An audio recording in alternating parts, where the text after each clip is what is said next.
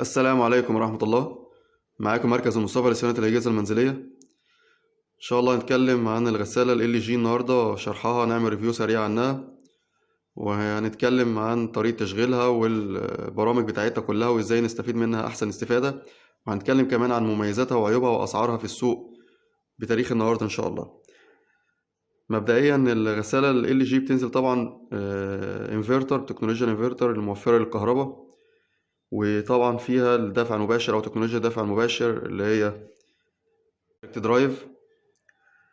وطبعا بيميز الغسالة ال LG يا جماعة ان هي بتنزل بموتور او بضمان على الموتور، زي ما انتم شايفين 10 سنين بيبقى مكتوب عليها ان الضمان على الموتور 10 سنين، لكن برضو للناس اللي مش فاهمة الضمان على الموتور بس، الموتور 10 سنين ولكن باقي اجزاء الغسالة بيبقى 5 سنين بس.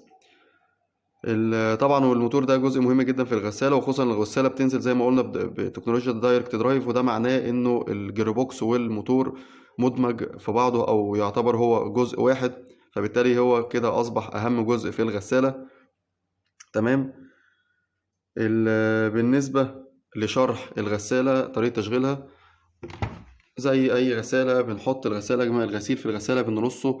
طبعا بدون مبالغه، في ناس بيقولوا ان احنا بنطبق الغسيل او كلام من ده كانه دولاب، لكن هو الموضوع مش محتاج كل المبالغه دي. احنا بنحط الغسيل بس المهم يكون وازن، الحله بنحطه ما يبقاش مكلكع بس، وبنحط الغسيل بنسيب قبضه ايدينا كده فوق في فراغ، يعني ما بنملاش الغساله للاخر. تمام. بعد كده بنحط المسحوق. معانا هنا الدرج متقسم 3 أقسام.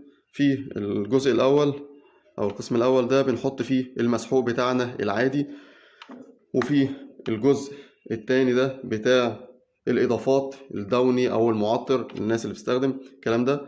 وبعد كده الجزء التالت ده بنحط فيه مسحوق لو هنستخدم الغسلة التمهيدية، وهنقول إيه هي الغسلة التمهيدية دلوقتي. في حالة إن احنا بنحط مسحوق الغسلة التمهيدية بنحط نص كوباية ونص كوباية، نص كوباية في الدرج العادي ونص كوبايه في في الدرج بتاع البري ووش او الغسله التمهيديه. طبعا الدرج ده بيتفك لو عايزين نفكه وننضفه ببساطه، ان انا بضغط على الجزء ده كده فبيطلع معايا. انضف الدرج كل فتره وبرجعه تاني بنفس الطريقه، بضغط عليه تاني على نفس الجزء ده كده وبرجع اركبه زي ما كان. بعد كده يا جماعه نيجي على شرح برامج الغساله واحدة واحدة. معانا طبعا زي ما انتم شايفين لوحة المفاتيح بتاعة الغسالة بتتكون من زرار البكرة الكبيرة الأساسية اللي هي بتاعة البرامج، وباقي الزراير هنبدأ بالبكرة اللي هي بتشرح البرامج، هنقول كل برنامج لوحده مسؤول عن ايه، وبعد كده نشوف اللوحة التانية كل حاجة فيها واحدة واحدة. مبدئيا برنامج القطن ده، طبعا ده او طبعا القطن ده اللي هو القطن القطنيات. القطنيات تبقى الفوط والملابس الداخلية والملايات. بعد كده في معانا، معلش احنا نسينا نقول بس ان احنا نشغل الغسالة في زرار الباور ده عشان نشوف الزرار وهو بيتحرك على كل برنامج. زرار الباور اللي هو على جنب ده عشان نشغل الغسالة. بعد كده بتبدأ تشتغل وبنلاقيها منورة كده، هي منورة دلوقتي زي ما انتوا شايفين على القطن اللي احنا قلنا الفوط والملابس الداخلية والملايات. لفة بيجي على القطن لارج، والقطن لارج ده للقطن الملون اللي هو البيجامات والكلام كده يعني. تمام. بعد كده برنامج الميكس، وده خليط زي ما هو مكتوب عليه بالعربي برضو، ده خليط الالوان وخليط مش يعني نقدر نحط فيه انواع مختلفة من القماش وكمان الوان مختلفة، ما بيعملش اي مشاكل. بعد كده في الايزي كير. الايزي كير ده للملابس الخفيفة. بعد كده الدوفت ده بتاع أغطية السرير زي ما هو مكتوب عليه، وكمان البطاطين، ونقدر نستخدمه للحاجات التقيلة الجواكت والكلام كده. السكين كير اللي بعد كده السكين كير اللي هي مكتوب عليها برضو عناية بالبشرة، وده خاص بالهدوم أو مثلا ملابس اللي بيستخدمها بعض الناس عندهم حساسية في الجلد وخصوصا الأطفال أو كلام من ده، بيبقى فيها نظام تعقيم وكلام كده، بتستخدم مياه سخنة طبعا في الشطف وفي الغسيل، وبتبقى كويسة يعني.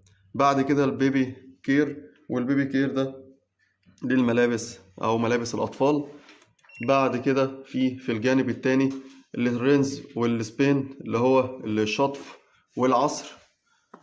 ده لو حابين ان احنا نستخدم الغسالة شطف وعصر بس من غير دورة الغسيل، يعني فرضا واحدة غسلت على هديها بره الغسيل وعايز تستخدم الغسالة شطف وعصر بس، فبتجيبها على الرينز والسبين ده وهي بتشطف وبتعصر بس. وبعد كده في الكويك 30 او كويك 30. كويك 30 ده برنامج نص ساعة يا جماعة، برنامج سريع بيغسل في 10 دقايق ويشطف في 10 دقايق ويعصر في 10 دقايق. يعني ده برنامج طبعا ما ينفعش نستخدمه في كل الملابس، بيبقى ملابس مثلا خروج او الحاجات اللي هي مش متسخة قوي. تمام. بعد كده الانتنسيف دي اللي هي 60، ده برنامج برضو برنامج ساعة تقريبا، وده البرنامج ده كويس جدا في الغسيل اللي هو مكتوب عليه كثيف 60 للملابس اللي هي متسخة شديد الاتساخ او فيها بقع او كلام كده، ده مناسب جدا ومش طويل برضو. برنامج بعد كده الوول او الصوف، ده تقريبا البرنامج 35 دقيقة. البرنامج الوول زي ما هو موضح كده مكتوب هنا 37، وبعض الغسالات بيكون 35 دقيقة.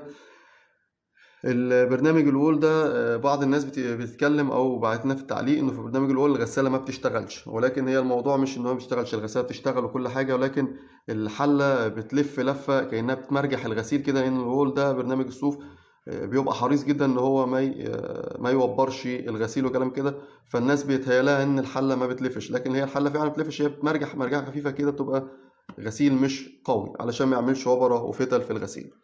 بعد كده السبورتس وير اللي هي الملابس الرياضيه. تمام. او في قبل معلش الاقمشه الرقيقه اللي هي ديليكيت دي، اللي ده الملابس الحراير والطرح والعبايات والقطيفه والستاير. تمام. وبعد كده السبورتس وير اللي هي الملابس الرياضية. وبعد كده نرجع تاني للبرنامج القطري. نيجي للنص التاني أو الجزء التاني من الشاشة أو لوحة المفاتيح، نقول برضو كل حاجة منهم. في أول حاجة هنا الميديك رينز لو واضحة في الصورة.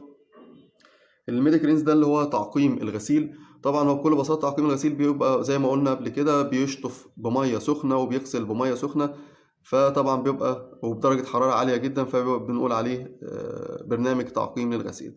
في الزرار اللي احنا قلنا عليه اللي هو البري ووش، اللي احنا كنا قايلين عليه من شوية. البري ووش ده اللي هو الغسلة التمهيدية اللي بنستخدم له مسحوق في الدرج بتاعه هنا، وده بيبقى غسلة سريعة قبل الغسلة الأساسية بتاعت الغسالة لمدة تقريبا ربع ساعة. تمام. بعد كده في الزرار اللي من فوق ده اللي هو التايم ديلي ده اللي هو تأخير وقت التشغيل، بمعنى ان انا ظبطت الغسالة على برنامج اي برنامج زي ما يكون، وبعدين عايز اخر وقت التشغيل ده مثلا لمدة 3 ساعات او 4 ساعات زي ما يكون. ده معناه ان انا باخر وقت التشغيل، يعني الغسالة بتفضل عاملة هولد وواقفة ما بتشتغلش غير بعد الوقت اللي انا محدده ده. طبعا زرار طبعا ما اظنش ان حد هيلجأ له، وما اظنش انه له لازمة في الغسالة اصلا. نيجي للزرار اللي بعد كده اللي هو الانتنسيف، ده اللي هو الزرار المكثف، وده طبعا بنستخدمه للغسيل اللي فيه بقع وفيه مشاكل حبر او كلام من ده، بينظف بشكل كبير كويس جدا يعني. بعد كده الكريس كير ده اللي هو الغسيل منع الكرمشه، بيقول عليه منع الكرمشه، يعني غسيل مثلا قمصان خروج او كلام كده انا عايز احافظ عليها مش عايزها تكرمش قوي، فبستخدم مع الكريس كير ده عشان يمنع التجاعيد بشكل كويس. وفي بعض الناس بيقولوا عليه زرار المكوى او كده في الغسالة. في بعد كده صف الزراير اللي تحت ده اللي هو الستارت والهولد، ده بيشغل الغسالة وفي نفس الوقت لما بضغط عليه بيوقف الغسالة عن الشغل. في بعد كده زرار السبين او العصر، وده بظبط منه على درجة او عدد لفات العصر في الدورة. زي ما انتم شايفين في رينز هولد ده اللي هو مانع الشطف ما بيشطفش، وبعد كده النو سبين ما بتعصرش، وبعد كده 400 لفة في الدورة، وبعد كده 800 لفة في الدورة، وبعد كده 1000 لفة. ولكن ال1000 لفة دي مبالغ فيها جدا، يفضل ان هي دايما تبقى العصر على 800، وده يعني لان منع ان الغسالة تجهد او موتور الغسالة يجهد عشان ما يشتغلش بقوة زيادة، وفي نفس الوقت ما يبوظش الهدوم. بعد كده التمبريتشر او درجه حراره الميه اللي الغساله بتستهلكها معانا زي ما انتم شايفين من الكولد لحد 20 و40 و60 و95 درجه سلسيه. تمام. بعد كده في صف الاشعارات اللي فوق اللي هي منوره دي ديتكتنج، اللي هي معاينه بيقولوا عليها. الغساله بتبدا فيها الاول، تبدا بيها ان هي تبدا تشوف اذا كان الغسيل هيستغرق وقت قد ايه، وكميه الغسيل محتاجه وقت ميه قد ايه. بعد كده مرحله الووش او مرحله الغسيل، وبعد كده مرحله الرينز، وبعد كده مرحله السبين. الووش غسيل، رينز شطف، سبين مرحله العصر. طيب يبقى احنا كده خلصنا تقريبا شرح الغسالة. طيب مميزات الغسالة زي ما قلنا، الغسالة ال جي غسالة محترمة جدا، غسالة عملية، أعطالها بسيطة، صيانتها بعد يعني ما بعد البيع، خدمة ما بعد البيع محترمة جدا لمدة الضمان. وكمان أسعارها مش عالية قوي، يعني معقولة، وإن كانت أعلى مقارنة ببعض الأجهزة التانية، ولكن هي برضو جهاز محترم. طيب عيوب الغسالة ال جي. الغسالة ال جي مشكلتها زي ما قلنا قبل كده في فيديو، انه اسعار قطع الغيار وصيانتها ما بعد الضمان، انتهاء فترة الضمان، بتبقى غالية جدا، وخصوصا لما بنستعين بالشركة. يعني زي ما قلنا في مثال قبل كده، انه الشركة من ال جي فني راح قال على حاجات قطع غيار بسيطة جدا بمبالغ عالية جدا. فطبعا دي مشكلة لازم الشركة تبص لها، شركة ال جي، علشان طبعا الناس قبل ما بتشتري دلوقتي جهاز بتبص للضمان وللصيانة بعد كده، وإذا كانت الصيانة صعبة ولا سهلة، فلازم الموضوع ده ياخدوه في الحسبان. وبكده يبقى احنا خلصنا الريفيو بتاعنا النهاردة. يا ريت اللي شاف الفيديو يعمل لايك ويعمل اشتراك في القناة، ولو في أي تعليق أو أي كومنت كلمونا إن شاء الله وهنرد عليكم. شكرا، السلام عليكم.